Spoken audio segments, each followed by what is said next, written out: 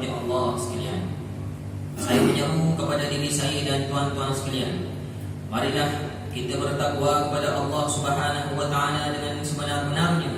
Tunaikanlah segala suruhan Allah dan tinggalkanlah segala larangan Allah.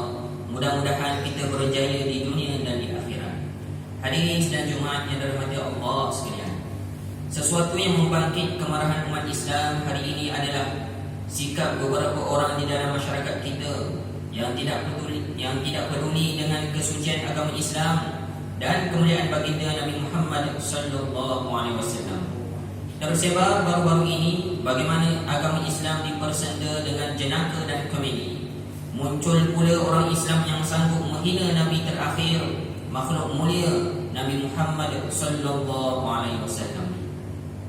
Tidaklah mendahulu kecoh di dunia dengan sikap Charlie Hebdo di Perancis yang bersikap kurang ajar, melukis kartun menghina Nabi Muhammad sallallahu alaihi wasallam sehingga kejadian penembakan yang menggemparkan dunia.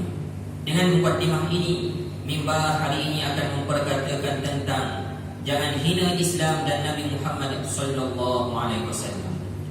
Hadirin sidang Jumaat yang dirahmati Allah sekalian, apabila ada seseorang dengan terang-terangan menjadikan agama sebagai komedi dengan mengolok-olokkan ajaran Islam, merendahkan Al-Quran, seolah-olah tidak ada harga baginya walaupun seorang Muslim, menganggap remeh dengan hukum hakam Islam, secara terang-terang menghina agama Islam dengan berbagai kalimat penghinaan dan mencaci agama yang suci ini, maka ini jelas termasuk dalam jenayah penghinaan terhadap agama Islam. Termasuklah dalam kategori ini perbuatan menghina Nabi Muhammad sallallahu alaihi wasallam, yaitu Nabi terakhir, Nabi kita Nabi Muhammad sallallahu alaihi wasallam. Ucapan seperti menyamakan baginda sallallahu alaihi wasallam dengan perumpamaan ataupun kata-kata yang jelek dan negatif terhadap adalah jelas sebagai penghinaan terhadap junjungan besar baginda Nabi Muhammad sallallahu alaihi wasallam. Perbuatan jenayah ini juga adalah menyakiti umat Islam di seluruh negeri atau negara, bahkan di dunia. Muslimin sidang Jumaat yang dirahmati Allah sekalian, Allah Subhanahu wa taala telah memberi kepada manusia peringatan tentang larangan menghina Allah dalam firman-Nya dalam surah At-Taubah ayat 12. A'udzubillahi minasyaitonirrajim. Wa innakathu aymanahum min ba'di ahdihim wa ta'anu fi dinikum faqatilu a'immatal kufri innahum la aymana lahum la'allahum yantahun. Maksudnya, dan jika mereka mencabuli sumpahnya sesudah mengikat perjanjian setia dan mereka pula mencela agama kamu, maka perangilah ketua-ketua dan pemimpin-pemimpin kaum kafir itu, kerana sesungguhnya mereka tidak menghormati sumpah janjinya, supaya mereka berhenti daripada kekufuran dan bertaubat. Ayat ini jelas kepada kita bahawa perbuatan menghina agama itu amat dilarang sama sekali. Bahkan akibat menghina agama ini, orang tersebut diancam oleh Allah Subhanahu wa taala untuk diperangi. Hadirin sidang Jumaat yang dirahmati Allah sekalian, Allah Subhanahu wa taala berfirman di dalam surah At-Taubah ayat 61. A'udzubillahi minasyaitonirrajim. Walladzina yu'dzuna rasulallahi lahum 'adzabun alim. Maksudnya, orang-orang yang menyakiti Rasulullah itu bagi mereka azab seksa yang tidak terperi sakitnya. Apakah ada yang masih tidak takut akan azab Allah Subhanahu wa taala yang pedih ini? Islam bukan sahaja melarang umatnya menghina agama sendiri, bahkan menghina agama lain juga amatlah dilarang. Allah Subhanahu wa taala berfirman di dalam surah Al-An'am ayat 108. A'udzubillahi minasyaitonirrajim. Wa la tasubbul ladzina yad'una min dunillahi fayasubbullaha 'adwan bighairi 'ilm. Maksudnya, dan janganlah kamu cerca benda-benda yang mereka sembah yang lain daripada Allah, kerana mereka kelak akan mencerca Allah secara melampaui batas dengan ketiadaan pengetahuan. Hadirin sidang Jumaat yang dirahmati Allah sekalian, perbuatan menjadikan agama Islam dan Allah Subhanahu wa taala serta Nabi Muhammad sallallahu alaihi wasallam sebagai bahan jenaka, komedi dan bahan olok-olok yang mempersendakan juga termasuk dalam larangan dan perlu dipandang serius oleh umat Islam.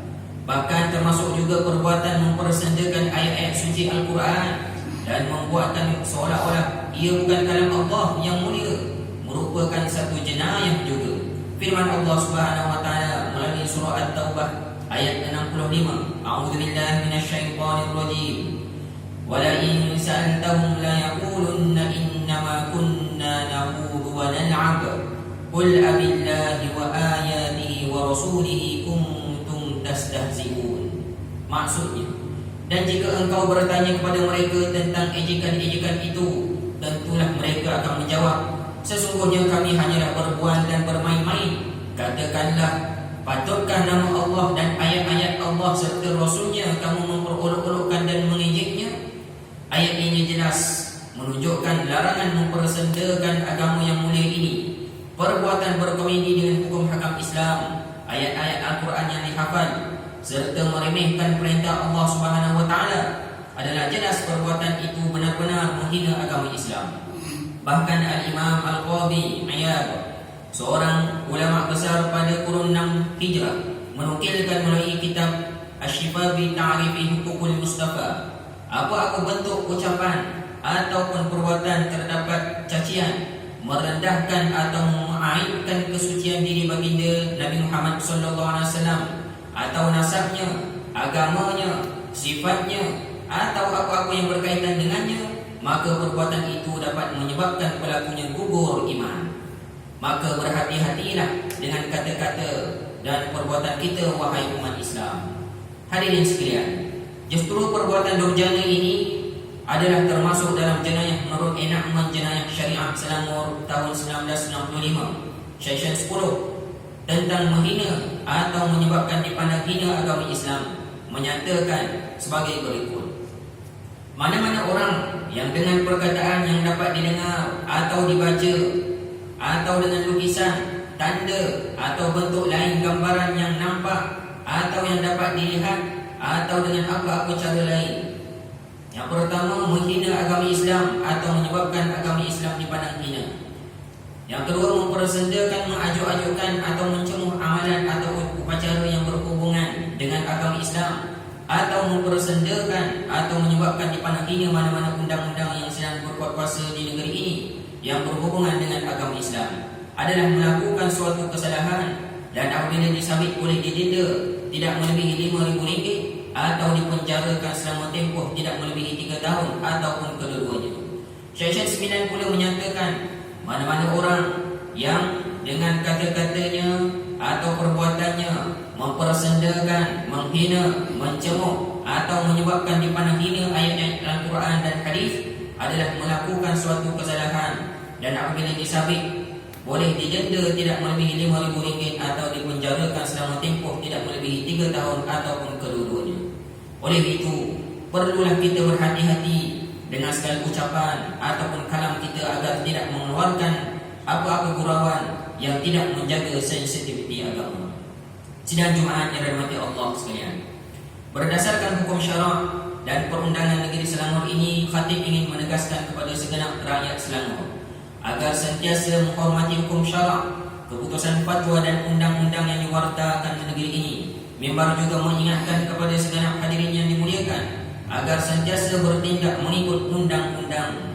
Hadirin yang dimuliakan, mengakhiri khutbah pada hari ini, marilah kita sama-sama menghayati tausiah dan mengambil pengajaran untuk dijadikan pedoman. Antaranya hukum menghina agama Islam dan Nabi Muhammad SAW dalam bentuk niat, perbuatan dan perkataan ini dihukumkan murtad dan kafir. Pelakunya hendaklah bertaubat dan mengisytiharkan taubatnya. Yang kedua, umat Islam hendaklah menyadari bahawa menghina agama Islam akan dibalas azab neraka selama-lamanya. Yang ketiga, umat Islam hendaklah bersyukur di atas kurnia nikmat yang paling besar, yaitu Islam dan iman. A'udzubillahi minasyaitonir rajim. Innal ladzina yu'dzuna Allah wa rasulahu la'anahumullahu fid dunya wal akhirah wa a'adda lahum 'adzaban muhina. Maksudnya, sesungguhnya orang-orang yang melakukan perkara yang tidak diridai Allah dan Rasulnya, Allah melaknatnya mereka di dunia dan di akhirat dan menyediakan untuk mereka azab seksa yang menghina. Surah Al-Ahzab ayat 57. Barakallahu li wa lakum fil Qur'anil azim, wa nafa'ani wa iyyakum bima fihi minal ayati wa dzikril hakim, wa taqabbala minni wa minkum tilawatahu innahu huwas samiul alim. Aqulu qawli hadza wa astaghfirullahal azim li wa lakum wa lisairil muslimin wal muslimat fastaghfiruhu innahu huwal ghafurur rahim.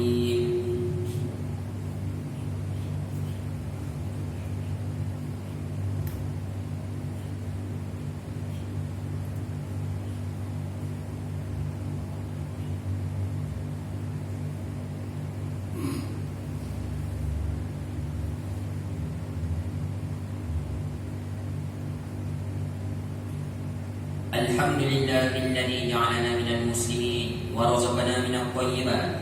أشهد أن لا إله إلا الله وحده لا شريك له، وأشهد أن محمدا عبده ورسوله. اللهم صل وسلم وبارك على سيدنا محمد وعلى آله وصحبه ومن تبعهم بإحسان إلى يوم الدين. أما بعد، فيا عباد الله اتقوا الله، أوصيكم وإياي بتقوى الله فقد فاز المتقون.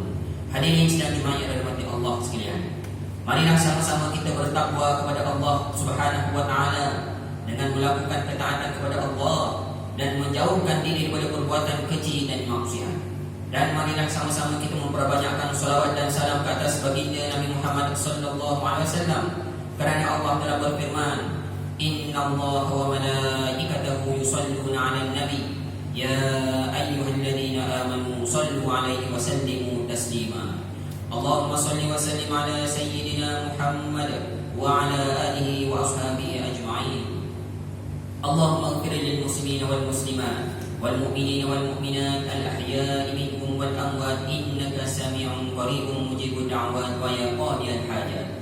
Allahumma a'izzal islam wal muslimin wa ahlikil kafarata wal mubtadi'ata wal musyrikin. Allahumma inna nas'aluka wa natawassalu ilayka bi nabiyyikal amin, wa nas'aluka bi asma'ikal husna wa sifatikal uzma an tahfaza bi 'aini inayatikar rabbaniyah wa bi hifzi liqayatikas samadaniyah jalalaka milkina al-mu'azzam Sultan Selangor Sultan Syarafuddin Idris Shah Al-Hajj Ibn al-Marhum Sultan Salahuddin Abdul Aziz Shah Al-Hajj.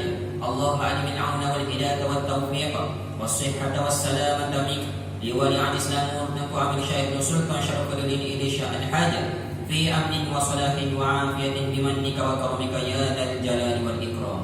اللهم أقل عمرهما مصلحين للموظفين والرعية والبلاد وبلغ مقاصدهما لطريق الهدى والرشاد.